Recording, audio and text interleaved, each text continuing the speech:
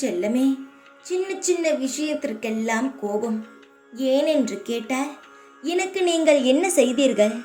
நான் என்னத்தான் செய்ய வேண்டும்? எதற்காகத்தான் என்னை இவ்வளவு கொடுமை செய்கிறீர்கள் என்று என்னையே நீ திருப்பி கேட்கிறாய். நான் என்ன செய்கிறேன் என்பது எனக்கு தெரியும். உன் வாழ்க்கையில் எவ்வளவு பெரிய கஷ்டங்களிலிருந்து நான் உன்னை காப்பாற்றி இருக்கிறேன் என்று எனக்கு தெரியும். ஆனால் சிறு குழந்தை, நீ புரிந்து கொள்ள முடியாமல் தவிக்கிறாய்.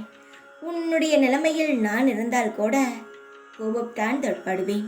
வாழ்க்கையில் நீ பார்க்காத கஷ்டமே கிடையாது. அதனால்தான் கோபம் வருகிறது. கோபத்தை குறைத்துக்கொள். உன் வாழ்க்கையில் இருக்கும் கஷ்டங்களை நான் குறைக்கிறேன். இந்த அம்மாவை நம்ப.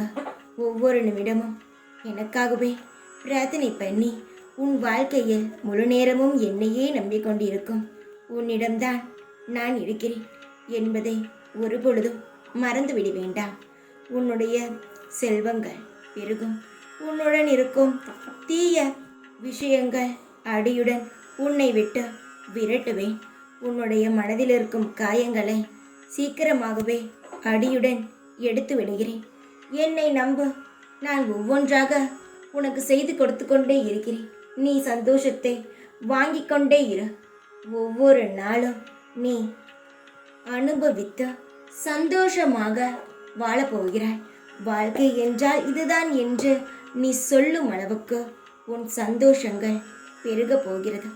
கஷ்டங்கள் குறைய போகிறது. சந்தோஷமாக இரு. எப்பொழுதும் உன் கூடவே இருப்பேன் நான்.